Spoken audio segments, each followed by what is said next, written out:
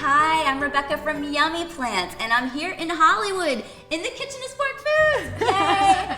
With Heather and Jenny, and we're gonna be making a new recipe from your cookbook, Spork-Fed, and it's mac and cheese. Mac and cheese, creamy baked mac and cheese. It's one of our favorite dishes. It's so comforting, so delicious, and we can't wait to make it with you. Oh, and I'm so excited. It's gonna be a little private cooking class just like you do for the members here in Hollywood for the Yummy Plants community. All right, so the first step to making a delicious mac and cheese is really to make a roux.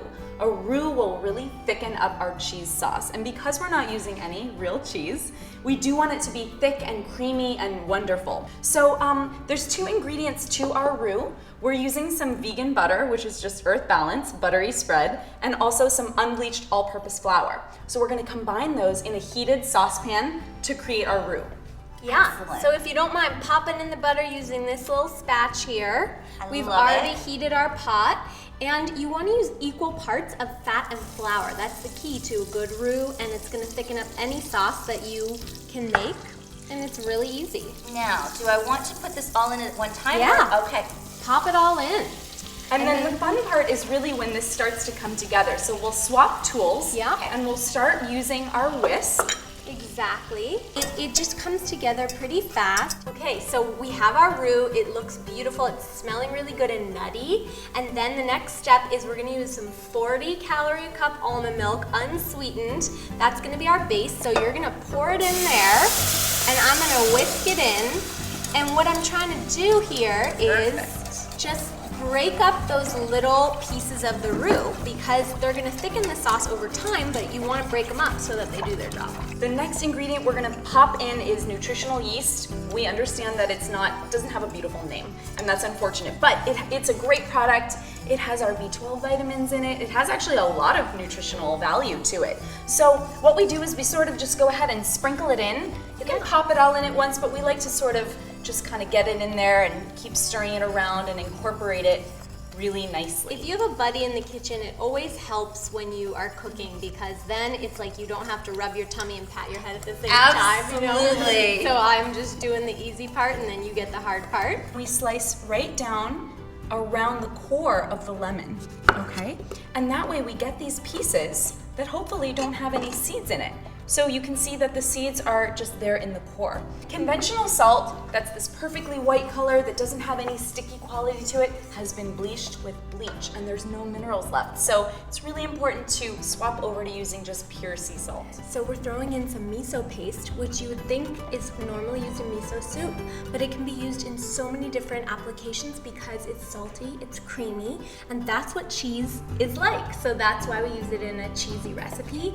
And to top that off, it has probiotics. So why not? You know, Fabulous. Let's pop get it in. healthy. Let's get healthy and have a delicious meal at the same time. The way that we deal with garlic is actually we take a great chef's knife, we put it on top of the garlic, and we give it a little smash. Fabulous. And that actually loosens the garlic from the garlic skin really easily. So we use the claw shape when we're chopping anytime in the kitchen so that we're saving our knuckles, and then we take our hand away and we give a little rough chop to our garlic, and we're throwing this into our cheese sauce for extra flavor. The next ingredient we're gonna throw in is some stone ground mustard. This adds a wonderful zingy, kind of tangy quality to our mac and cheese. Here you go, we'll put it right in. We have one more component to our dish, which is a delicious breadcrumb topping.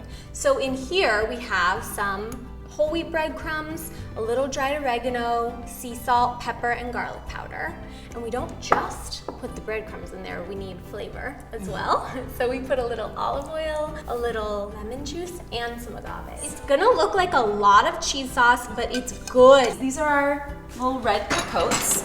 So you can see that there's a little lid, and we just like to make things cute. That's really the point. You're doing great. But we really go to town because the texture is just so delicious from the breadcrumbs. So we really just go for it here. If you want to preheat your oven to 350, we're going to pop these guys in for about 20 minutes.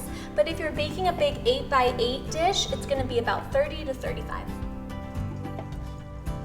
So you can see that our mac and cheese is all done. We have them warm, they're crunchy on the top, we can't wait. And we just hope that it reminds you of some of your childhood favorites, your comfort foods, and you know that you can have them vegan now, and it's not so hard to do. Yay, it's so yummy. I can't wait to taste this. I'm so excited. Please, do we get to please eat? go ahead. Do we get to eat? We do get to eat. Okay. Please. I think we finally arrived Go at that for time. it. Creamy, crunchy, yummy. Yes.